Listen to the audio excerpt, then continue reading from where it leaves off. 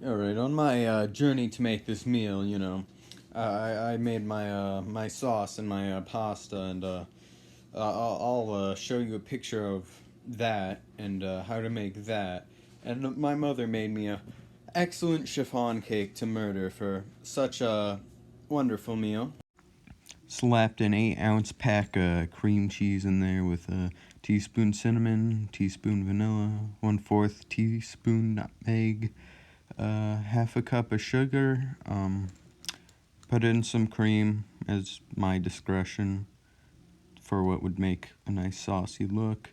I put in half a box of noodles. I'm not going to tell you how much the box was, but it looked kind of normal. I used those like elbow ones. Yeah, and I'd recommend using less than half a box. That's pretty much it. Alright, boys, I'm back in the kitchen. I got my pasta.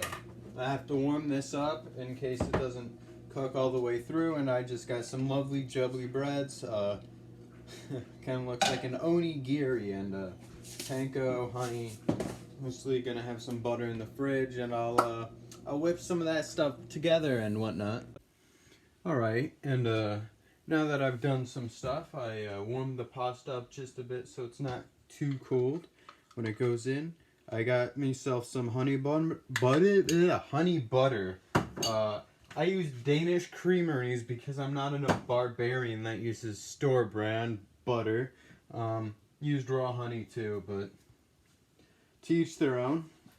And made a little bit of holes in my bread so I could put stuff in it. Yeah. So, the stuff. Yes. Okay.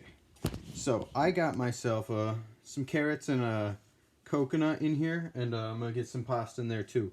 So, I don't know. Should add more flavor, I guess. To seemingly, everything could use a little bit more flavor, if you ask me. In my humble opinion. This flavor is good. Then, yeah, I don't need a spoon for this. I'm a manly man.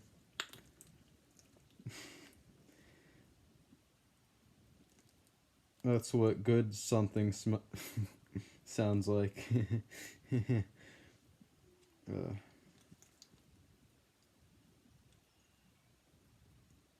Good old Vine from back in the day.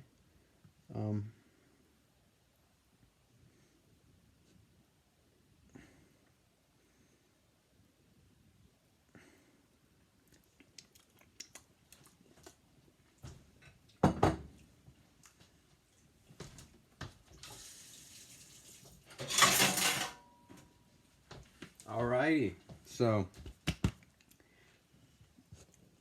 I got one slice here, the other slice, get them so the big end's on the small end and the small end's on the big end, like that, and give it a good old press. Okay, well, kind of pierced the top, but that's fine.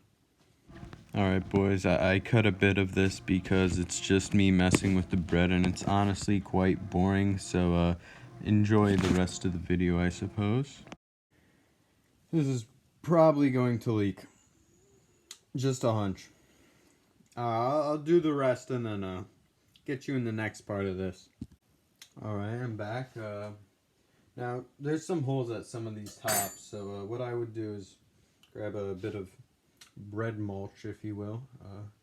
Just cover that up, just in case. Maybe help it not to leak as much.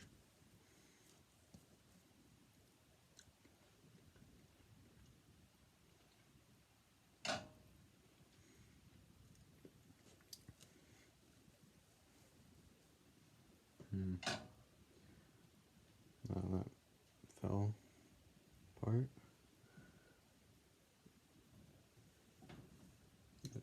You really got to give it a good squeeze sometimes.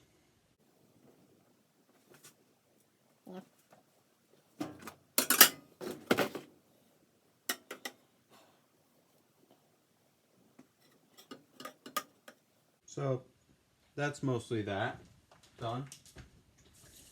Now it's time to cover it in like butter and honey. Good stuff. Yeah. So I got 3 flavors: carrot, coconut, and chocolate. And yeah, let's get to it.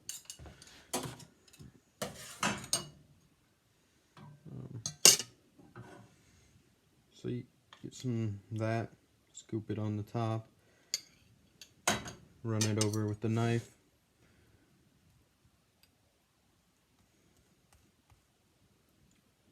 It's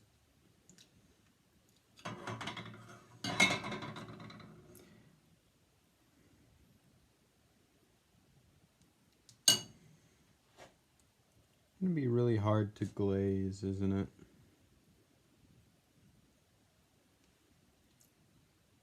What can you do?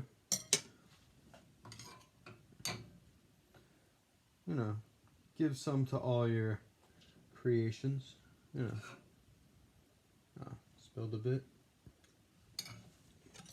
I'm not the most hygienic cook, I wouldn't say, but what can you do? Big fan of honey butter. There's a stink bug.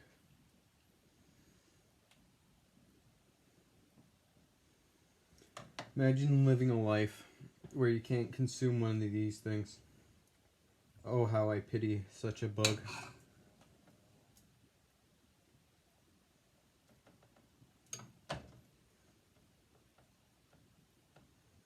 I do not have enough honey butter, but I'll cut it here. Boys, I covered these bad boys in panko and they're going in the oven for a few minutes at 450 degrees. And we'll see how it turns out, eh? It's out of the oven, everybody. A small piece fell off, but bread tastes fine. Now it would appear to me, through this crack, I can see that chocolate didn't melt all the way. I cooked it for about 3.5 minutes because I didn't want to burn anything, but maybe melt the chocolate before putting it in. I don't know. Otherwise, it'll keep the chip shape. I have a bowl and fork, so I'll try one. You know, bowl, Giga Chad plate, cringe. Yeah. Alright, so I grabbed probably the most aesthetic one. It's a chocolate. But yeah, you can get a good look at that. The real question is this going to be better than the chiffon cake with honey butter? Because those two alone were pretty darn good, if I must say so myself. So here's a nice bite with noodle and bread, whatnot.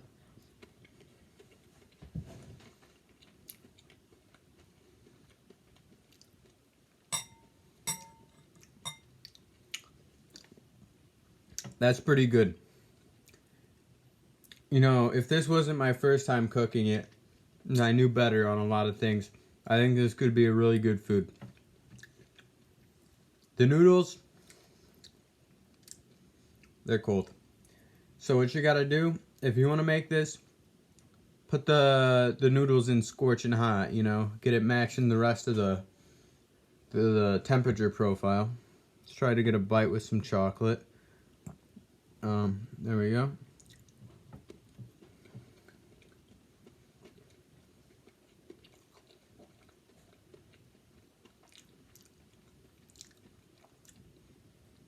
If you like chocolate, it's alright. Not the most chocolatey thing. You could always add more. I don't really like chocolate too much.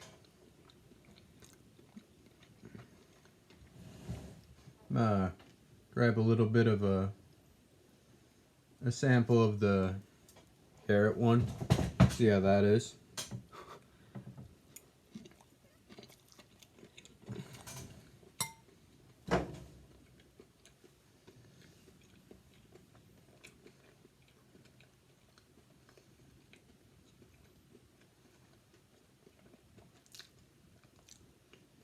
Carrot's more up my alley.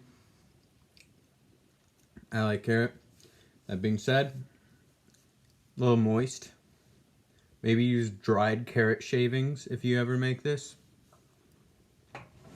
Yeah, and find a coconut.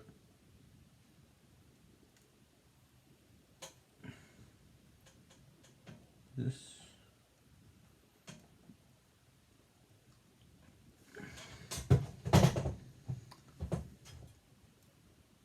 Yeah, this one's coconut.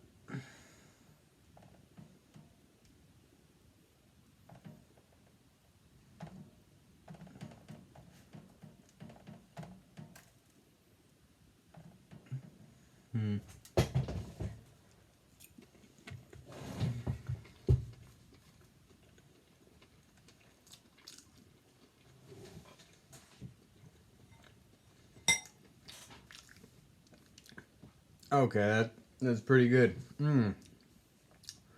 I don't taste the coconut too much. Kind of a neutral flavor. But I got a really good bite of noodles on that one. I really like that. Honestly, yeah, I would say probably better than sponge cake with honey butter. If you do it correctly. And I did not do it correctly.